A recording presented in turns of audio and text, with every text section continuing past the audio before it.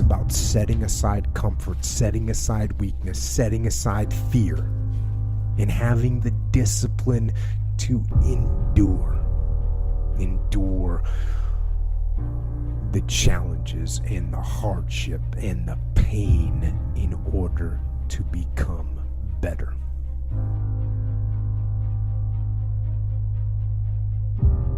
While war certainly taught me those things and ingrained those things into my mind if they weren't already there, I don't think you need to go to war to learn them. But I do think that you have to discipline yourself, and you have to get outside your comfort zone, and you have to push yourself beyond what you thought you could ever do to get that glimpse of the truth, and to get that glimpse of the glory in the trenches. Motivation it's kind of a strange word because it doesn't really mean what we think it means. We think it means that we're fired up to do something. We think that it means we're eager and passionate to make something happen. And we think that somehow we should just be able to turn on that eagerness and turn on that passion. But we can't.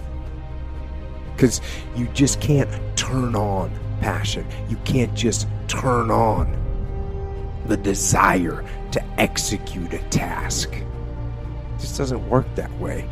And honestly, that isn't even what motivate means. Motivate doesn't mean to yell and scream and encourage. No. To motivate actually means to provide a motive, a reason why. So to motivate someone is to explain to them why they're doing what they're doing, how it will help them, where it'll take them, why they should continue to work and to struggle and to fight.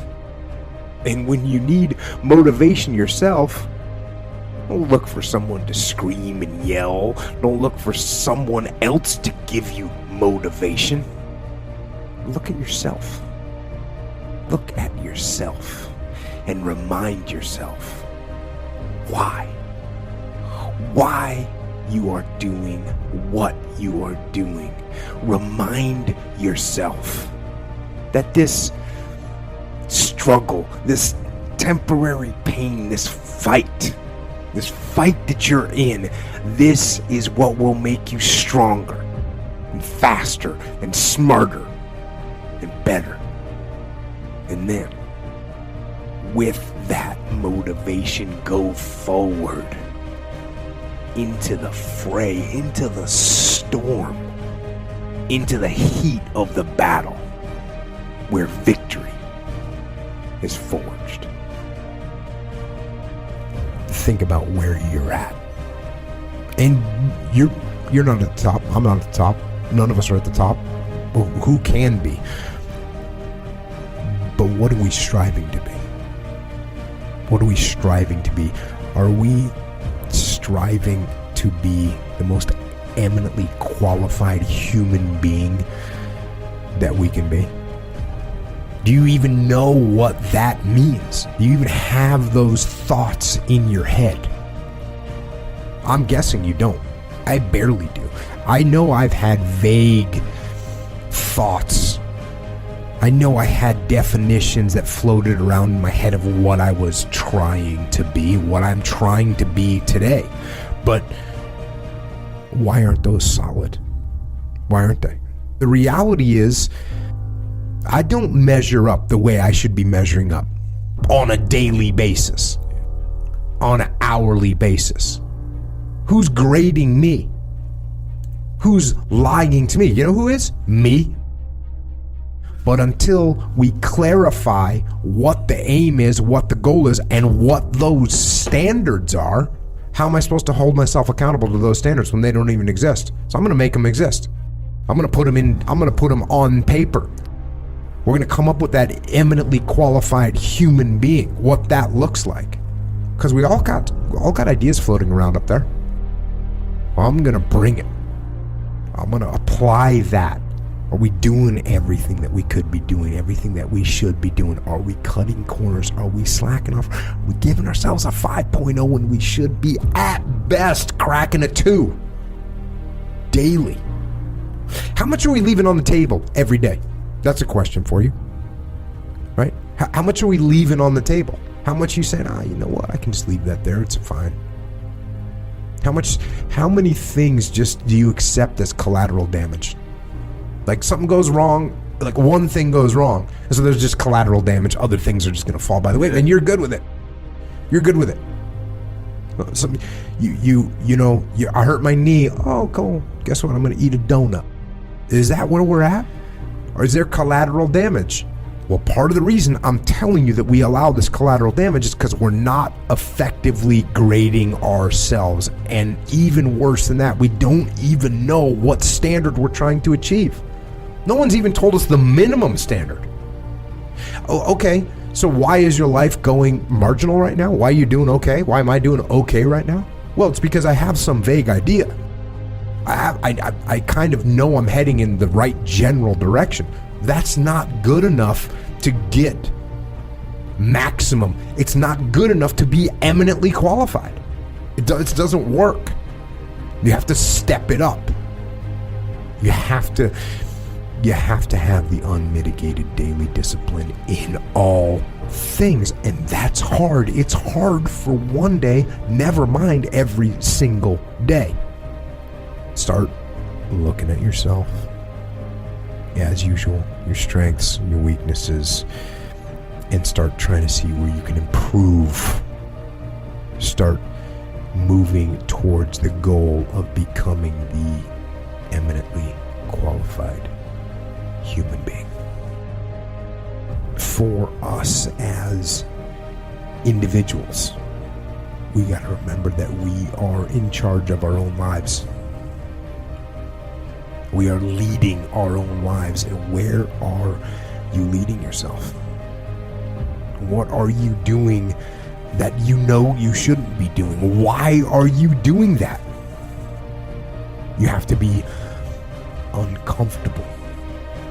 You have to impose the discipline on your own life so you don't have something else imposed, something bad imposed, so you don't have a catastrophe imposed on your own life. Because when we avoid the discomfort, and when we avoid the discipline, and when we avoid doing what we know is the right thing to do, that's when you end up in a personal catastrophe, in your own personal hell. You have to do the hard thing, the thing you know is right. And you know what is right, and you know what you are supposed to do. So do it, and avoid going down a path that leads to your own personal hell, and instead get on the path that leads to freedom. When you make decisions, every decision, think about where that decision leads and what that decision will make you become. And then self-determine, choose what will make you a better person. And even in situations where you feel you have no choice at all, you still have one last freedom, and that is to choose your own attitude in any given set of circumstances. Keep that choice. Keep that freedom, that hard choice, the disciplined choice. And with the discipline to make the right choice, maintain your freedom. I keep getting asked this type of question. How do I get discipline? Or how do I want discipline? Or how do I maintain discipline?